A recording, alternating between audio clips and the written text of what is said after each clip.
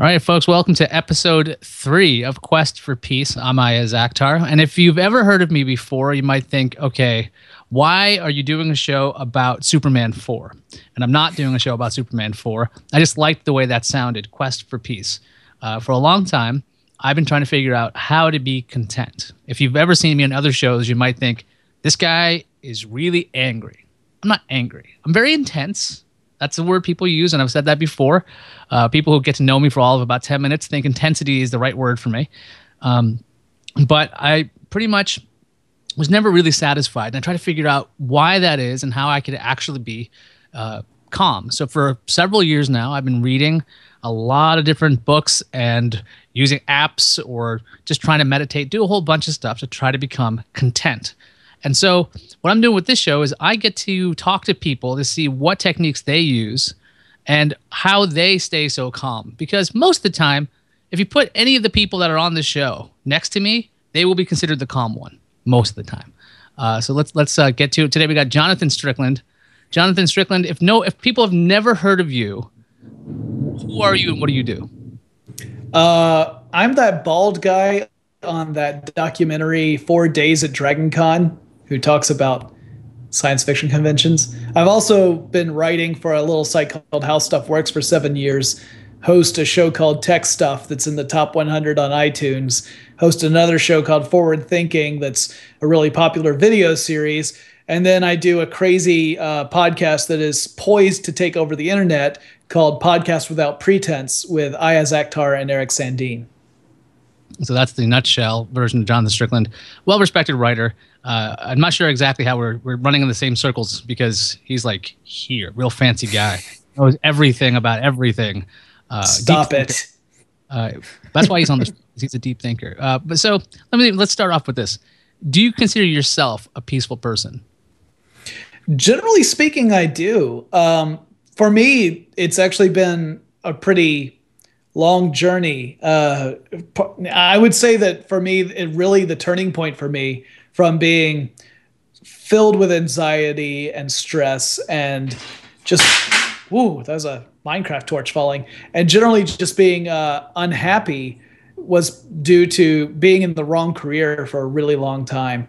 And I was making good money and I liked the people I worked with, but I didn't like the work I was doing. And it really had more of an effect on my happiness than I even anticipated. And so a big step for me was making a dramatic career change about 7 years ago. Is when I started working for How Stuff Works. And not that magically made all the stress and anxiety go away, but it was the first step and was probably the most important. Now, you are currently a senior writer and you host a bunch of shows. What was your previous career before you joined How Stuff Works? Sure. Yeah, I worked in human resources management consulting, mostly in administrative support. I mean, I was really, when I had invented a job title, I got interviewed by this consulting firm. They were looking for people who could really run sort of almost like a publishing side. They needed people who were really good at creating strong document layouts and presentation layouts for their proposals and their reports. So truly it was administrative. I wasn't a consultant, but it was important because they needed people who were good at laying this stuff out, editing, proofing, all this kind of stuff. So I was part proofreader, part editor, part layout design. And like I said, I mean, it paid great and the consultants themselves were really nice people. But I didn't find the work to be rewarding on a personal level at all. So I did that for 8 years total. And so when you think about it, I'm just now coming up to a point where my career as a writer is going to be as an equal amount of time in my life as my previous career in consulting. How did you make that jump? Because a lot of people, when it comes to happiness, they stick to a job, they have stability, they want stability. And if you can get a stable job, that's always great, especially in this kind of economy.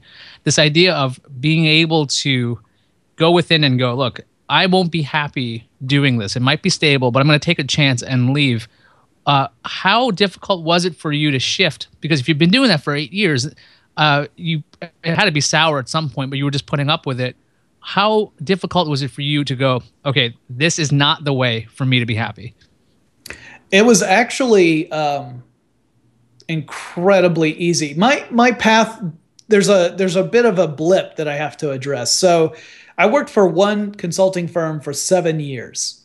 And then at the end of those 7 years, that consulting firm restructured. And during a reorganization, my position was eliminated. So they very helpfully pointed out that I wasn't fired, I just didn't have a job anymore. So, not that that's much of a consolation for someone who goes through that. And anyone who's gone through that who wasn't expecting it. I mean, I had been with this company 7 years. At that point, I hadn't really thought about changing careers, although I wasn't terribly happy because of that stability. That stability is kind of it's a trap sometimes.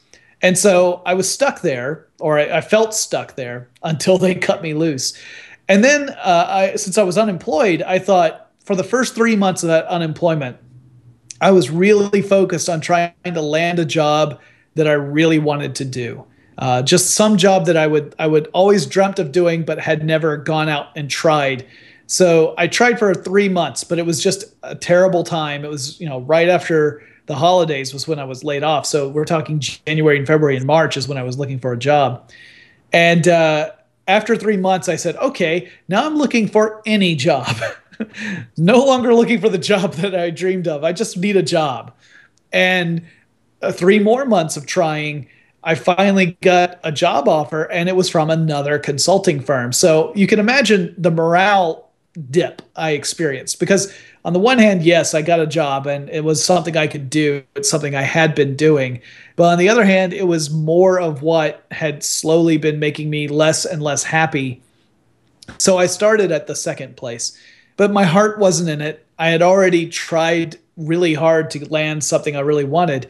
And one of the places I had expressed interest in was How Stuff Works, but they didn't have a position open for me at the time. 6 months later, so this is 6 months into my new job, they contacted me and said, would you be interested in interviewing with us? And I jumped at the chance, because even though I had only been at this new job for 6 months, and there was, again, stability there in the sense that it was paying well and it was work I could do, it wasn't where my heart was. So because of that extreme set of circumstances, because I had previously been unemployed for half a year while trying to land something, it was easy for me to make the transition. If I had been steadily employed, like if that blip had never happened, if I was still with that first consulting firm, I don't know that I ever would have made that jump on my own. I don't know that without that push that I would have done it.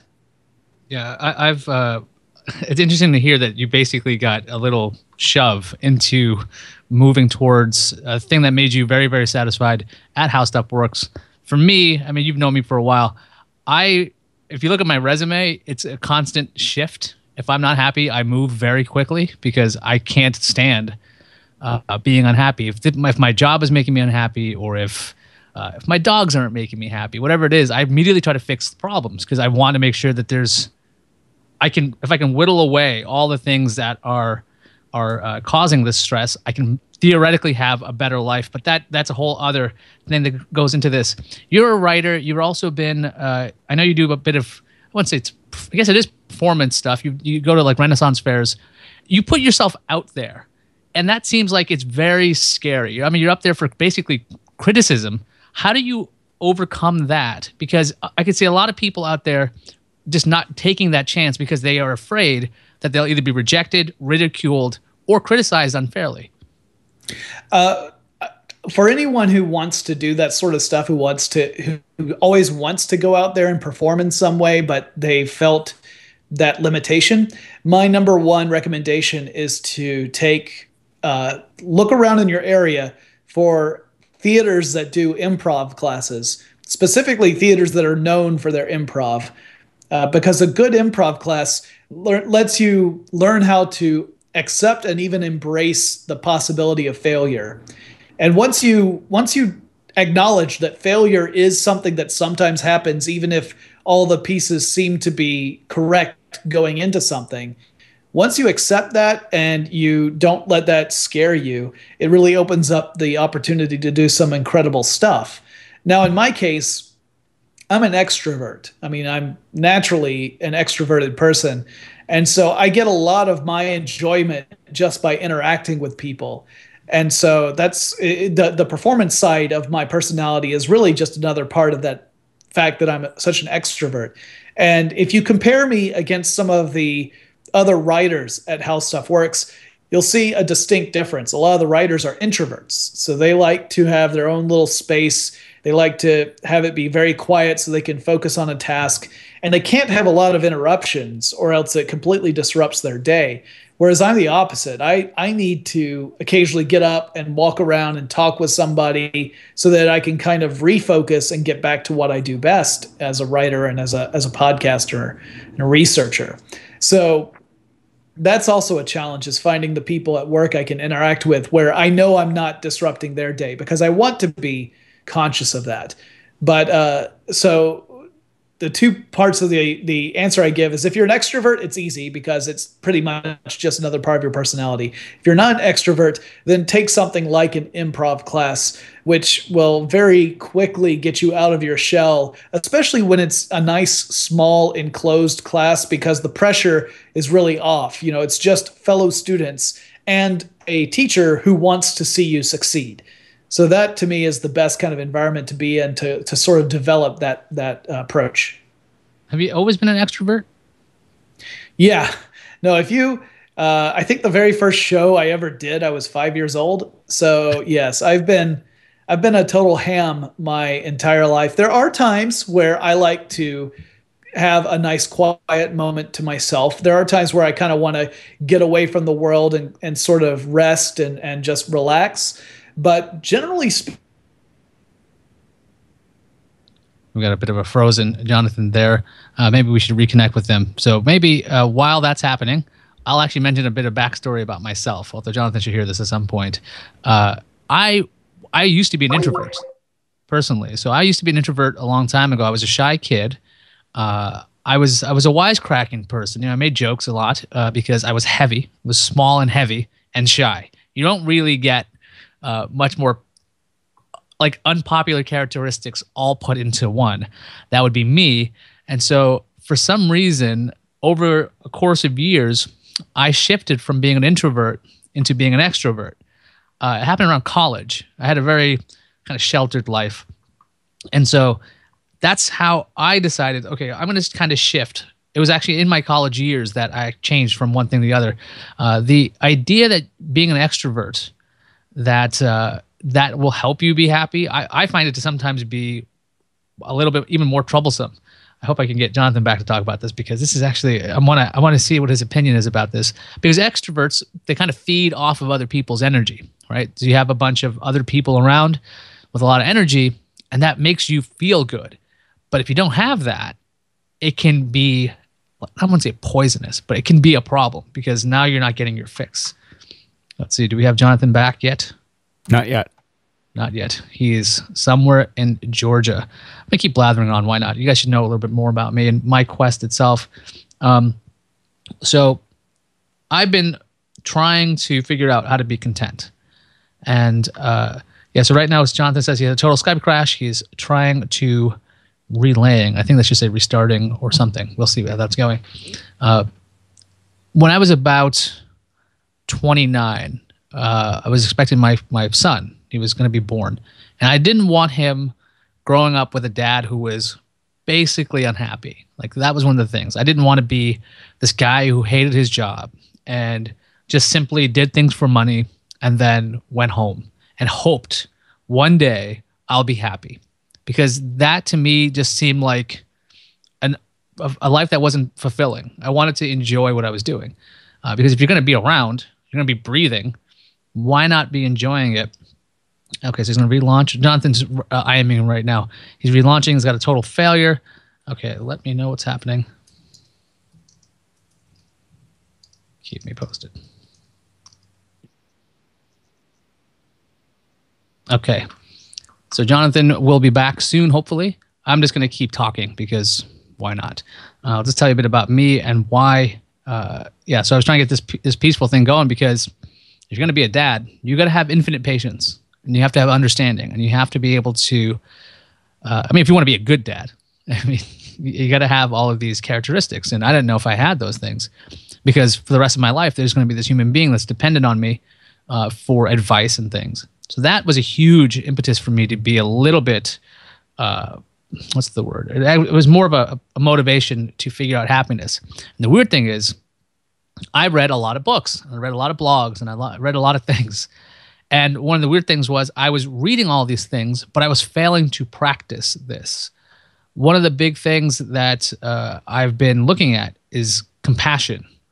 Compassion is a hard thing to have sometimes. You know, this idea that if you can put yourself in the position of somebody else and you can understand what they're going through, or at least attempt to, you might not be as short with them. You might be a little bit more understanding. So this idea that compassion for other people will make you actually happier sounds weird. This idea, if you can feel how they're feeling, you'll feel better. It's true because interactions totally change with a bunch of compassion. And I needed to figure out how to be compassionate because if I have a little gelatinous human being, I'm talking about a newborn, it's not exactly like something you want to deal with. They are screamy. All right. So we have Jonathan back, and I don't know if you heard anything when I was talking about. Not at all. That's fine. Sorry.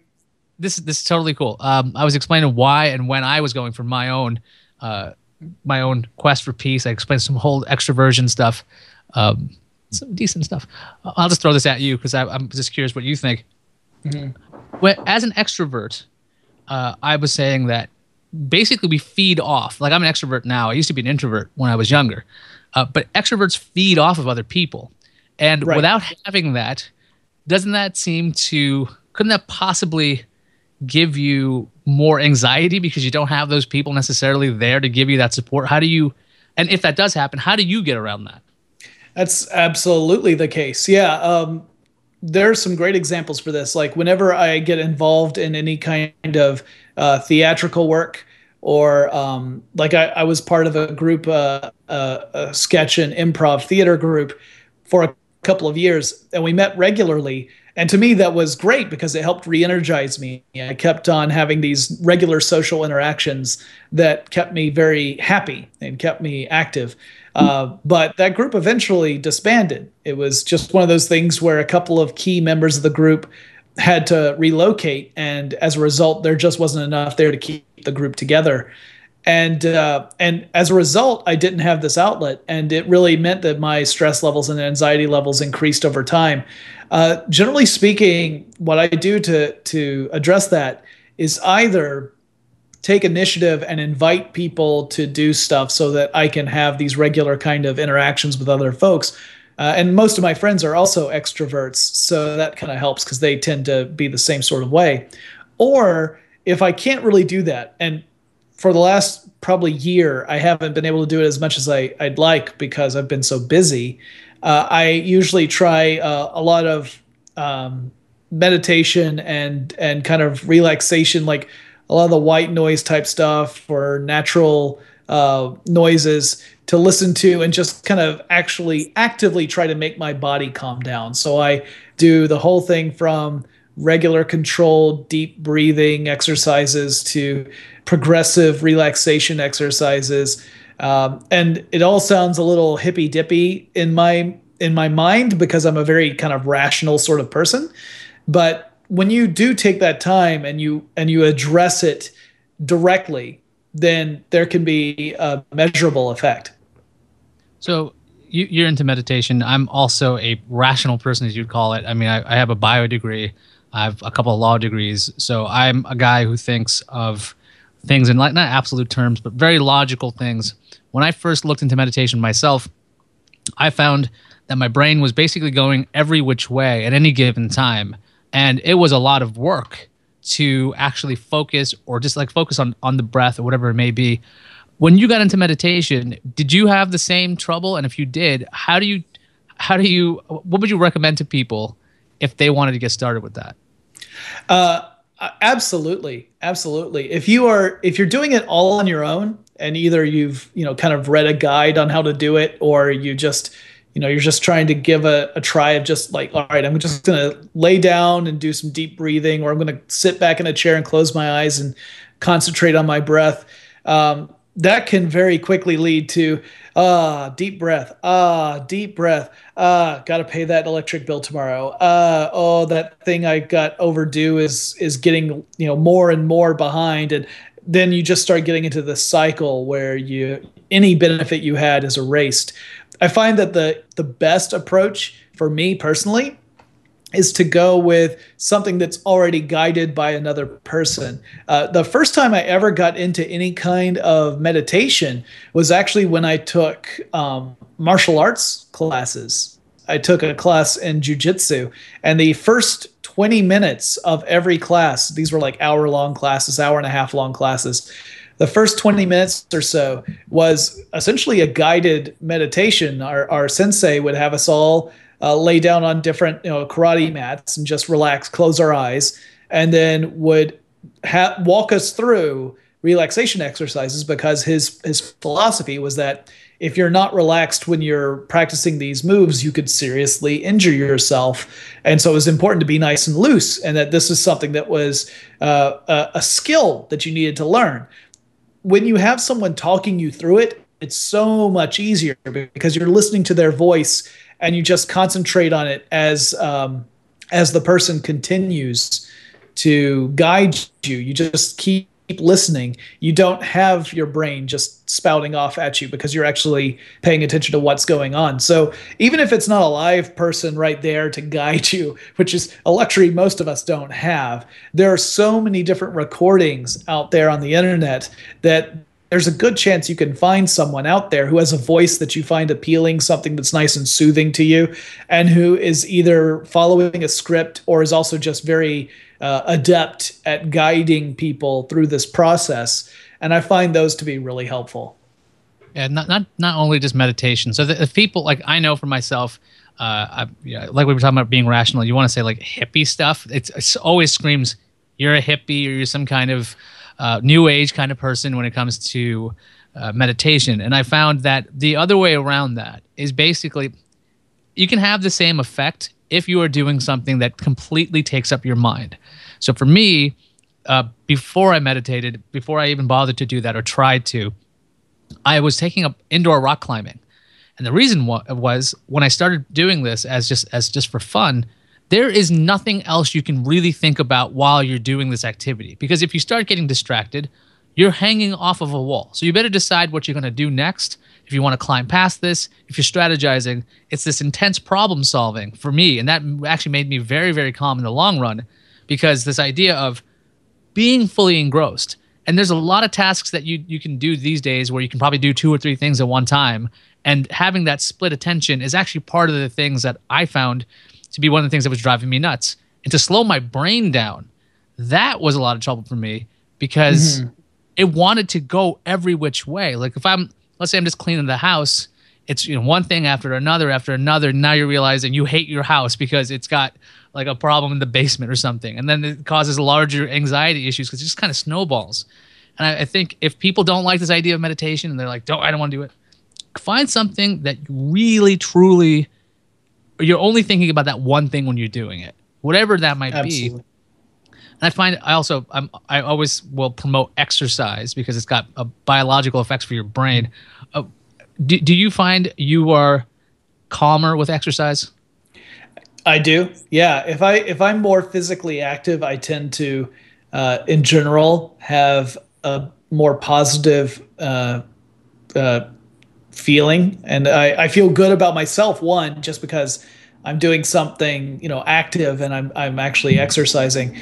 But then there are the other physiological effects that you mentioned that are real. I mean, those are real things, and I find that if I keep up with that, my satisfaction is really high up. The challenge there for a lot of people is just getting into that point where it becomes a habit, because until it becomes a habit, it's a chore.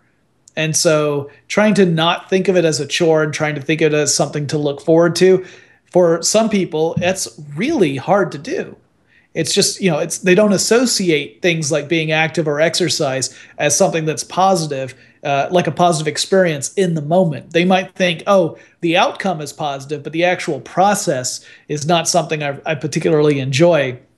That's a big challenge to overcome. I find similar to what you're talking about, the doing a task that takes up all your attention. I've got some ukuleles behind me. I actually find that practicing on a musical instrument kind of gives me that same sort of relaxation, because I'm concentrating very hard on things like chord changes and strumming technique and all that kind of stuff. When learning a song or when rehearsing something that I've already learned, so I can play it more skillfully, I find that also is very calming in the long run. Plus, I mean, it's music, so that also, for at least for some people, tends to have a very calming effect. It used to be that I would do things that I found calming, like hobbies, right? So I would write, back when I was in law school, I'd write about technology just because I liked technology and it's something I wanted to write about. And people were looking at the blog, and eventually I made that a job as a writer. And then when it came to music, I like playing music. I've got some guitars and some computers, so I can actually put together tracks. So before I knew it, I was making this into work.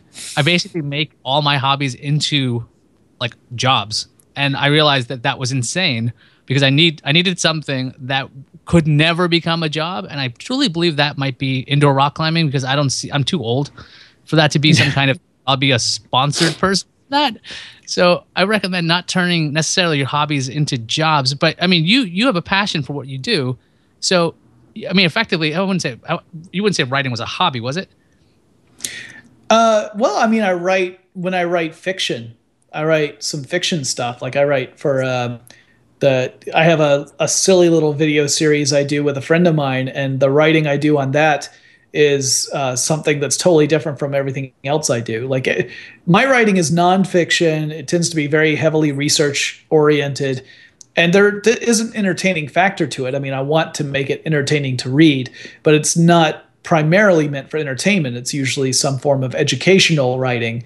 So I do write for entertainment purposes in other avenues, and those I find to be really rewarding too. In fact, I'm really happy when I'm being creative in that way. So if I am able to sit down, but I have to make myself do it, because I write so much already and I research so much that my first response is I would rather do something else.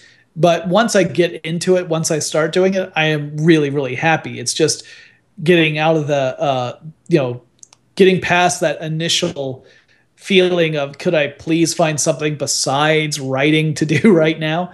But once I do it, like I'll find myself spending 4 or 5 hours writing these silly little sketches and comedy routines and stuff. And then by the time it's over, it feels great. But again, when you're doing it all the time, it's kind of like what you were saying. When you turn it into a job and you're doing it all the time, it gets harder to find just pure pleasure in doing it. I was actually going to ask you, since in law school you started writing about technology, does that mean today you just sue people for fun? No, I don't bother with lawsuits, and that's usually and I know no one ever believes me when I say this. Lawsuits are supposed to be the last resort for a failed negotiation. So I don't do that for fun. I don't do that for anger either. I don't sue anybody unless there's an actual issue. There's no ill intent there. Yeah. So I mean, I've had some weird career stuff happen in the past. I don't know, 8 years I've been doing this. I've been in tech for 8 years, and my background has nothing to do with what I actually do. I got a bio degree, 2 law degrees. I've got a certificate from automotive repair. So the weird thing is, what I'm getting at here is why I went into this, and I want to ask your opinion about how you got into what you got into. Is this idea of why not me? I started thinking about this in law school. Why? Like I'd see folks on TV, or they were doing a show, or if they were writing. I'm like, well, those guys made it. What's stopping me from being them? I can work hard and become a video guy or podcaster or whatever it may be, a writer. What in your head said to you that, okay, you know what? I'm going to give this writing thing a go, and I'm going to work and be successful at it. What was the internal thoughts when it came to that? Sure. Well, I mean, when I first approached How Stuff Works, before they were able to hire anybody, the thought was, this could give me the opportunity to do 2 things I love to do. I love to learn new things. So at this job, I would be learning every single week because I'd be writing about how stuff works. And presumably, I'd be writing about stuff that I had never really looked into before. So the research aspect was really appealing to me. And then, of course, just the writing aspect. I've always enjoyed writing, but I never had that be any part of what I, do to actually make a living. I mean, apart from rewriting some proposals or reports or something, so the sentence made better sense, that was more editing than writing. So I didn't really count that. When the opportunity came up, I jumped at it because it meant that I could do this thing that I had been kind of doing on my own, but do it as my job. So, for example, I mean, I have always loved articles that were about how the world works. So everything from the blogs out there, like the Bad Astronomy blog that talks about, Phil Plait really does a great job at explaining science and making it really fun and interesting, or the Straight Dope series of columns that publish in newspapers. Cecil Adams is the name of the largely fictional character that answers these questions. But there were questions that ranged on every topic. And I thought, I have an opportunity to be kind of like Cecil Adams. I have a chance to answer these questions about all sorts of topics. And when I started at How Stuff Works, I was a general writer. Like, I wrote about any topic that came up. And it wasn't until we had hired more writers and we started to specialize that they asked me if I would be the computer and electronics head writer, because I was the one writer who was not afraid of technology. I've got a liberal arts degree. I have a degree in medieval English literature with a focus on Shakespeare, so not terribly applicable to the technology world. But I've always loved technology, and actually, in my opinion, technology is the best subject to have if you're going to explain how stuff works, because there's a very definitive way of how it works. It's actually the easiest of all the subjects to explain because it specifically has a way that it works. And once you understand the fundamentals, once you know how ones and zeros move around, the rest of it's pretty easy, at least on a high concept level. So all of that was going through my mind all the way through becoming the technology writer. They approached me about doing a podcast. And at that point, I had already been a fan of other podcasts. And I thought, you're going to let me do this thing that I love listening to. That sounds great. I'm happy to do it. And also, I mean, I had had experience doing radio theater work and also, stage theater work. So that seemed like fun. And then I ended up pushing for us to do more video, because once we got to the point where we were doing podcasts, I thought, well, why should we stop here? We should definitely be doing some video content as well. And I pushed for a few years before we really started doing that. And then if you've been paying attention to how stuff works over the last year or so, you've noticed that we've done a lot more video now. So I'm really happy about that. So in the first two cases of writing and podcasting, it was really about jumping on opportunities as they arose, and video, it was about making the opportunity happen and not giving up on it. It's weird. You're saying the word opportunity. I'm thinking it's almost like challenges. Like, you're setting up challenges for yourself. You're trying to take on a topic that people don't want necessarily. You have a degree that doesn't really back up what you are actually doing. So you're giving yourself a challenge to overcome. Did you ever think of it that way, or you just think of it like, oh, well, I like tech and I happen to be a Shakespearean guy, but Well, I mean, when you think about it, if you have a degree in literature and you are doing all this writing and research about various authors, particularly if we're talking medieval and Renaissance, you're doing extra research because you're looking at an archaic language that doesn't necessarily resemble our own, at least not on a surface level. There's a lot of research that goes into that and a lot of synthesis that goes into that, where you have to really understand what the subject matter is before you can say anything else about it.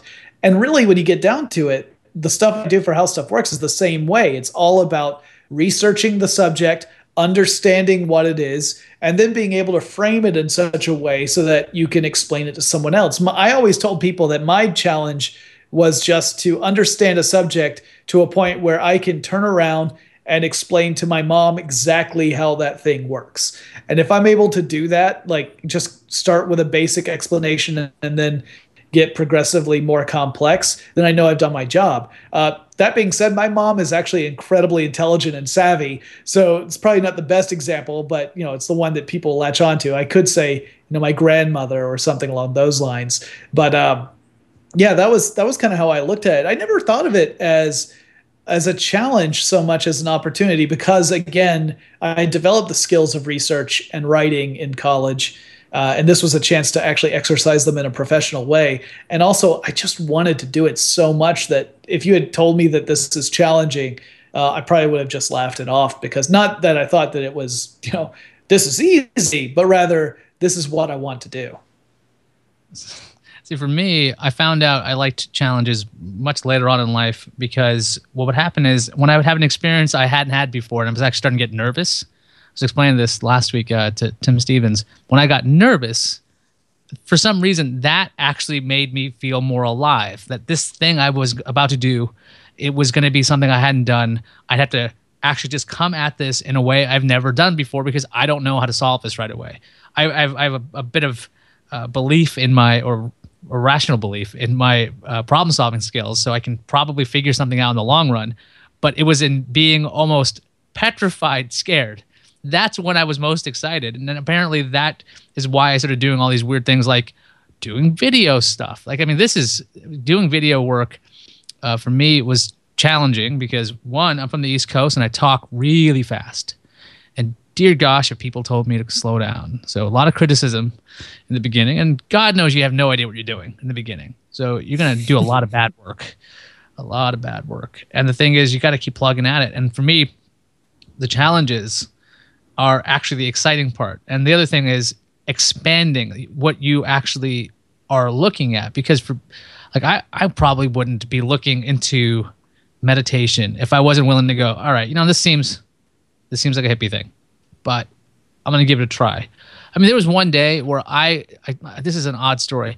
I moved into my apartment. Somebody knocks on the door. It's 3 Mormons, and they're trying to convince me to join them. And so I'm standing there and I'm like, you know what? These guys look happy. I'm going to listen to you guys. Go ahead. Just start talking to me. So they start telling me this stuff. I talked to these guys for about half an hour. I want to find an answer. I would love to be able to believe in whatever everybody else believes. Now, I didn't join their I guess section. I didn't join their faith. I'm not that kind of person. Have you ever found yourself in that kind of area where you're like, you know what? I'm just going to try and listen to anything to see if any of it makes sense? Yeah. I mean, I've got a natural sense of curiosity. So if nothing else, I've approached it sometimes to think, sometimes in a way of I want to understand what other people believe in order to get insight into their personalities and behavior and the things that guide their decisions. So that tends to be almost more of a scholarly approach as opposed to any kind of personal fulfillment side. I kind of established my own philosophical point of view probably, gosh, I don't know, maybe almost 20 years ago now, and it's pretty much stayed the same. So, I mean, I've always been interested to hear what other people find to be fulfilling, but it just has never really applied to me directly. I'm very much like you in the same way, very much a kind of a rational, logical approach to things. And that has meant that I've essentially turned away from these other kind of established, particularly the established religions. I don't find much to identify with them. I love there's some of my friends who are very, very religious, and many of them are truly inspiring to me because they don't just, attend a service and then, that's the end of their relationship with their faith. I've got a friend right now who is preparing to go to Ecuador for 2.5 years to join the Peace Corps. And it's really because she truly believes in sacrifice and helping others and giving her time to serve others and to make other people's lives better. And I draw inspiration from her and her decisions. And she's young. I mean, she's significantly younger than I am, but a very good friend and a remarkable human being. And so I find inspiration from those people, even though I don't share their same, worldview, at least their religious philosophy.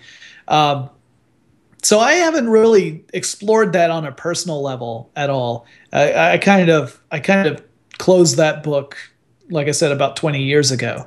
But I certainly don't. You know, I know there are people out there who are constantly in search, and when they find something, it's really fulfilling for them, and I don't begrudge them that one moment.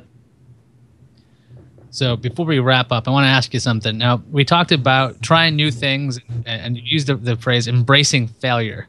If you had to tell people how to handle that, what would be your advice to people in embracing failure? Because that's the way you either find happiness or you don't. You got to keep trying lots of different things. How would you advise somebody to say, you know what, you might not succeed all the time, but it's worth it? Well, I tell people that the way to success looks all right. Here's how we often think of success. We think of a pathway, and there are two branches. And on one side is failure, and on the other side is success. But that's not the way the real world works for most of us. The real world works like a long pathway that goes and meanders, and it's failure, failure, failure, failure, success. And that's what you have to keep in mind, is that in order to succeed, you pretty much have to fail first. You almost always learn from that experience, and you always are going to learn more from a failure than you do from a success. I mean, that's even the basis of the scientific method, is that we learn from things that don't work. And if something does work, it really just confirms the hypothesis. We don't learn anything from that. We just confirm something that we had suspected. It's when the hypothesis does not hold true that we learn there's something new there that we have to find out. And if you just even embrace that on a rational level, then I think that it works perfectly well. But emotionally, it works. I mean, if I were to actually write down all the things I've attempted that didn't work out, it would be a pretty long list. But I'm still really happy because by trying those things, I got to where I am now. And it's really remarkable. Yeah, it's definitely, don't be afraid to fail. Don't beat yourself up necessarily. If you can take lessons from it or use it as motivation, or just figure out what exactly happened so that the next time you don't fail. I mean, it's going to be these constant revisions until you get somewhere. Excellent point bringing up the scientific method when it comes to that. This idea that you are working as a goal, there's going to be a mistake or two in there. But it's not the end of the world if you screw up. Trust me. I've been through lots of screw ups. So I think it doesn't matter what it is. It's kind of like sometimes the way I think about workouts, the idea that a crappy workout is still better than no workout. Same thing with failing. Like you just, if you tried, the attempt is better than not trying at all. So just go for it. I still don't know if we should. Do you want to promote anything, Jonathan? When we're saying goodbye? Sure. I will promote one thing. Soon to be Monday nights, you can tune into Podcasts Without Pretense, and I promise you, we will fill you with anxiety and stress. Yeah, that's a different side of us. So this is why you will hear Jonathan constantly say that I'm a very angry guy. Now he knows I'm not. I'm not really angry, but I do hate everything, and you will find that out on that show. We do that show together. To be fair, I pick really bad movies, so I'm just feeding into the hate. Well, see, that's the thing. Like I said this before. I think hate is such a strong word. It just requires so much energy to hate something. It's like, I don't think I have that much energy to hate. Like, I'm just kind of like, yeah, I mean, I don't like it, but I'm not going to be like, okay, I'm still really mad about that bus stop that didn't have, an enclosure and I got rained on. It's like, that's a lot of work. I don't want to. Yeah. Like, I'm late. I don't want to hate. Anyway, yeah, it's too active. Exactly. Passiveness is the key. I'm going to wrap up with a little saying I found somewhere, which I can't remember. I should totally attribute this to somebody, but I don't know. I'm stealing it entirely. So it was to find peace. There's no strength without balance. You got to find balance, whatever that might be for you. I'm trying to find balance in lots of different ways: work, friends, just life. Trying to get that all in order. If you can find balance, you might be happy. So good luck with that.